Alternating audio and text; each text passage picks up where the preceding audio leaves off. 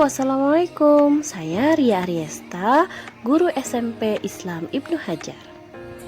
Dalam rangka melengkapi tugas, maka saya membuat video pengimbasan AKM. Maka dari itu, saya akan menjelaskan sedikit apa yang saya dapatkan setelah mengikuti BIMTEK AKM. Sebelum saya jelaskan apa itu AKM, kita lihat dulu yuk video berikut. Zaman sekarang, kebutuhan dasar itu bukan cuma sandang, pangan, papan, tapi juga pendidikan. Meski begitu, pendidikan di Indonesia bisa dibilang masih memprihatinkan. Indeks pembangunan manusia kita melorot di urutan bawah, dan ranking pelajar kita ada di barisan depan, tapi dari belakang. Itu tentu aja menyedihkan. Padahal uang buat majuin pendidikan sampai 444 triliun rupiah alias 20% dari anggaran negara. Tapi, kenapa pendidikan di Indonesia belum maju juga? Kalau diibaratin, cari jawaban masalah ini mirip kayak mengurai benang kusut berisi 1000 masalah. Ribet banget. Tapi salah satu akar masalahnya bisa jadi adalah sistem pendidikan massal. Karena sistem ini bikin standar yang sama buat semua murid, mendewakan nilai, mematikan nalar berpikir kritis, menyeragamkan kemampuan, dan di saat yang sama, menghilangkan jati diri dan keunikan setiap muridnya. Padahal sistem pendidikan yang dibangun sama bapak pendidikan jauh beda dengan sistem saat ini. Di sisi lain, masalah pendidikan ada di kualitasnya, bukan kuantitasnya. Faktanya, baik jumlah sekolah maupun anak yang bersekolah itu meningkat dari tahun ke tahun. Namun itu nggak bikin pendidikan jadi oke, karena buktinya masih ada banyak sekolah yang belum sesuai standar dan kemampuan guru yang masih jauh dari harapan. Lantas, apakah kita membiarkan masalah ini begitu saja? Tentu saja tidak. Pendidikan harus kita perjuangkan, karena pendidikan adalah kunci kemajuan di masa depan. Karena hanya dan hanya lewat pendidikan kita bisa bantu petani ngerawat padi, bantu peternak menggembala sapi, mudahin dokter nemuin penyakit dan cari obatnya, meluncurin satelit canggih keluar angkasa, ngerancang robot yang bantu manusia, bikin akses internet cepat buat semua, sampai menciptakan perdamaian dunia. Tapi untuk meraih semua itu, kita harus berakit-rakit dahulu. Semua dimulai dengan menganggap bahwa pendidikan itu hak segala bangsa. Makanya kita harus bangun sekolah keren di desa-desa, ngelatih kemampuan guru setinggi langit, sediain makanan berprotein buat perbaiki gizi anak Indonesia, dan ngerombak ulang kurikulum pendidikan supaya semua anak berkembang dengan minat dan bakatnya masing-masing. Terakhir, pendidikan Indonesia akan maju jika kita pelajar Indonesia memperbaiki diri kita sendiri.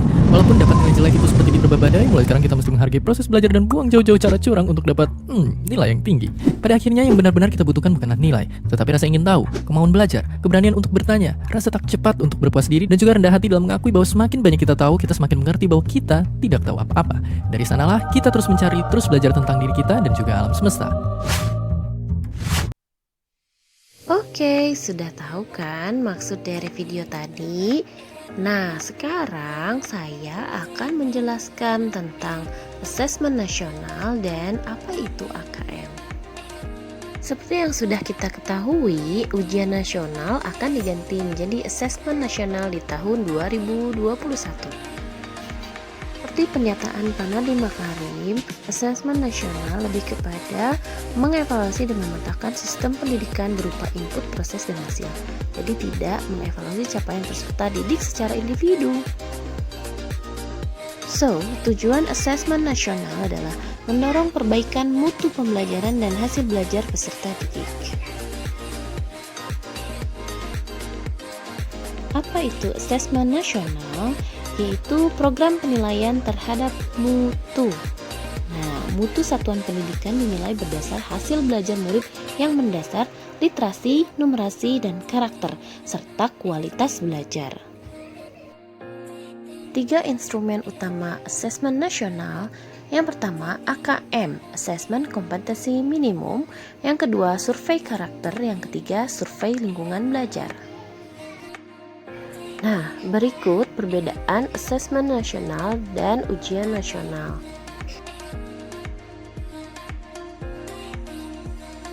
Siapa yang akan menjadi peserta asesmen nasional? Diikuti oleh peserta didik kelas 5, 8, dan 11 yang dipilih secara acak. Lalu, kenapa yang dipilih kelas 5, 8, dan 11? Agar dapat merasakan perbaikan pembelajaran. Apa yang dimaksud dengan minimum pada AKM? Konten yang bersifat esensial serta berkelanjutan lintas kelas.